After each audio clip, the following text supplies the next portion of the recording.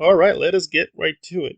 Does any of this really add up or make any sense? I think the best theory fans are going with is the outlier process. We're finding out that the outliers come in two groups. There's the human outliers and the host outliers. And the human outliers, when they recognize they're an outlier, basically go crazy. And they really can't handle this new situation, which does make sense and is a callback to the Matrix because when, of course, Thomas Anderson wakes up, he is going totally crazy. He cannot handle the reality of the situation. So that makes sense a little bit. But the key problem, of course, is Christina and, for lack of a better word, her powers or her Neo power boost. I'm not against the idea of, in principle, this female character having godlike powers, but the problem here is the inconsistency with godlike powers. This is something that Star Wars has really struggled with in terms of consistency with force powers. And we're doing it all over again because at times it seems, wow, she's insanely powerful. And other points, she's like, you're not really powerful at all. And other points, wait, are you doing this or is Charlotte or Hale or whoever, we're going to call her Charlotte, is Charlotte letting this happen? Is she lending the power? Is this again like Darth Sidious? You think you have power, but really it's coming from her? Is it coming from Teddy? Is Teddy even real? Is he a projection? Like, did Christina make Teddy? Because Teddy says, well, you made everything. And I'm like, did she make you? Did she call you from the Sublime? Are you the Teddy we see from season one? I'm like, just a lot of questions. And I think this season has actually been pretty good in, yes, raising questions, but not to the point that you're having a migraine. But this definitely felt like the first episode where like you're overloading things and it feels like a big elephant you're dumping onto a spider web and asking us, yeah, don't worry, we're gonna get to it. We're gonna explain the stuff. But it just felt like, whoa, this is a lot. This is a lot. I can believe that Christina has to adjust to her powers, and so her not quite being in not quite being able to influence things, but then slowly influencing things. That was okay. That makes sense. And her conversation with Charlotte and the way it gets very uncomfortable. I thought the music was very good. The tension made sense, and the way she tried to get out of the situation. Okay, that was very clever. But then you're like, why is Charlotte letting her go? It seems she knows that Christina's lying to her. She knows something's going on, but it's like, I'm going to let you go because we need another episode. The Christina part of the story was okay. It did feel like we're needlessly teasing a twist, and so far this season has been better at that. So that was kind of weak. The Charlotte stuff was really rock bottom stupid. She's God and she's bored. So now we have one female God, and now we have another female God. Female God number one is bored, and female God number two is confused and conflicted. We're really putting too many gods in this universe, but whatever. I did like the Kubrick reference to the Sonata. I thought that was very apropos, but really it's just laughable. Like the way the actors tried to make a chair for Charlotte. It was like, this is just too stupid. Like, what is the point of this? This is just getting dumb.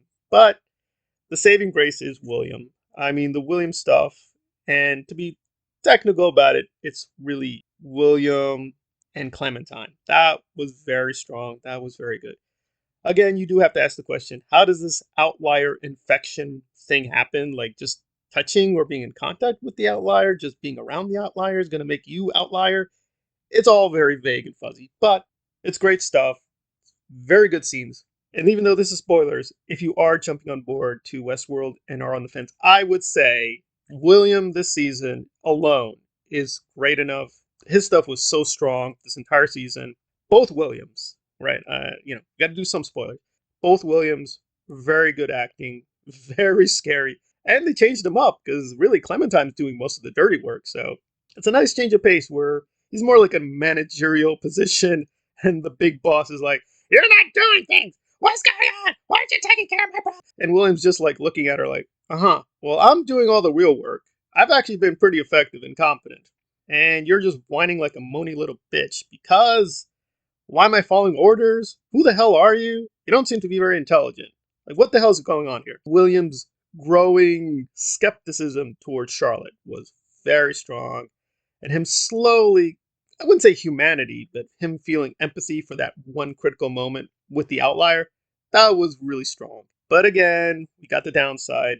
Christina's not making a lot of sense. Charlotte's not making a lot of sense. How in the world that extraction team managed to get into the city?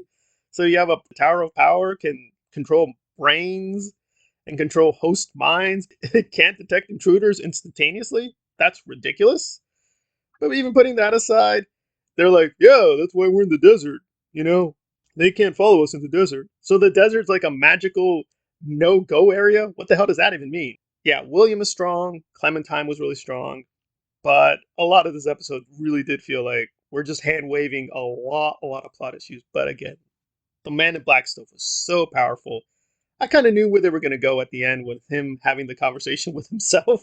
It is a very nice biblical touch of like Satan rebelling against God and him being technically the devil, but in a way a good angel. It's a lot of intriguing stuff.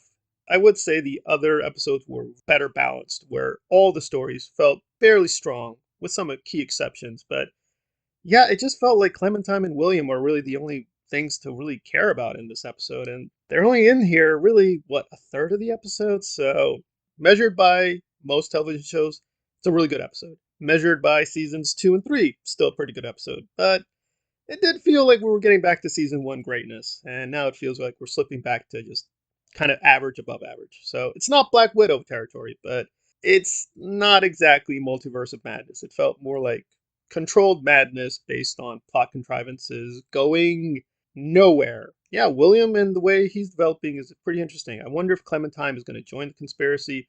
Are they going to clash? Is he going to become infected? I hope Clementine, the old Clementine, does reemerge, and them also doing kind of old new Clementine, I think would be very well. Man in Black pretty strong, Clementine pretty strong.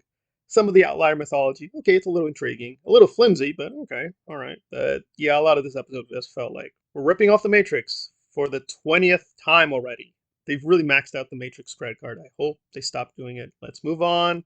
It's great first couple episodes, but really we need to stop doing the Matrix. Really, done it 20,000 times with this series.